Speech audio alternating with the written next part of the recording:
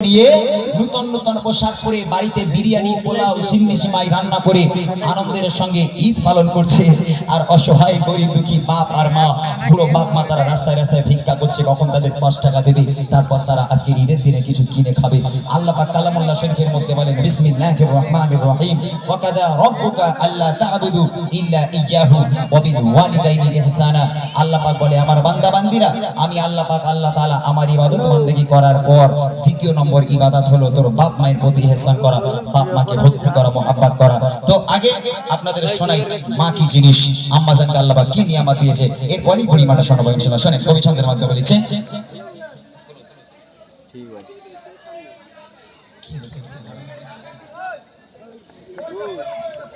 কি সমস্যা কি?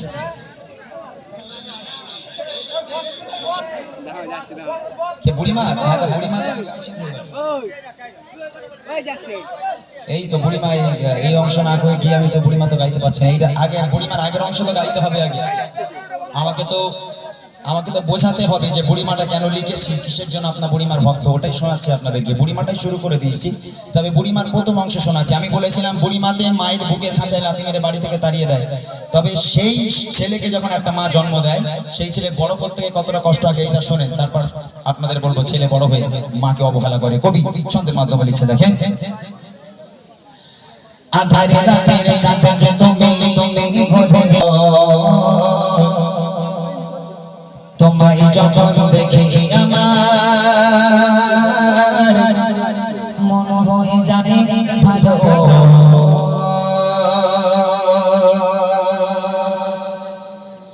আধারে রাতের চাচা তুমি ভরে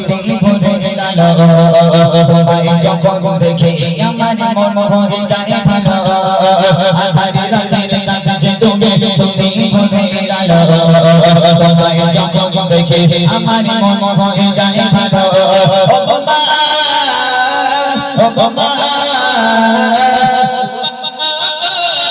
ও মা, ও মা, ও মা, আধারে রাতের চাচা তুমি ভরে তোমায় যখন দেখি আমার মন হয়ে যায় ভালো। আধারে রাতের চাচা তুমি ভরে তোমায় যখন দেখি আমার মন হয়ে যায় ভালো। ও মা, ও মা, ও মা, ও মা, ও মা, আধারে রাতের চাচা তুমি ভরে তোমায় যখন দেখি আমার মন হয়ে যায় ভালো। আধারে রাতের চাচা তুমি ভরে তোমায় যখন দেখি আমার মন হয়ে যায় ভালো। একটা মা একটা বাচ্চাকে জন্ম দিল, রাতের বেলা মায়ের কোলে বাচ্চা পায়খানা করলো, পেশাব করলো।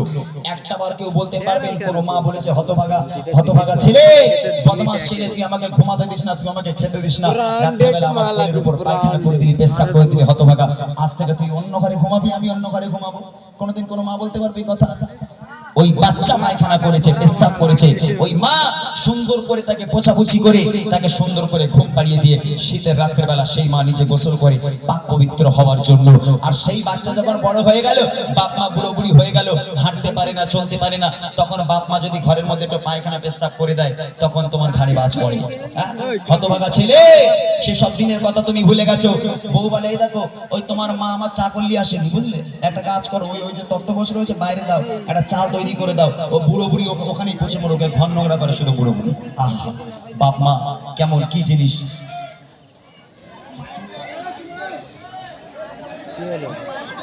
এত কথা বলে কি করে মজা পাবে, কি আশ্চর্য!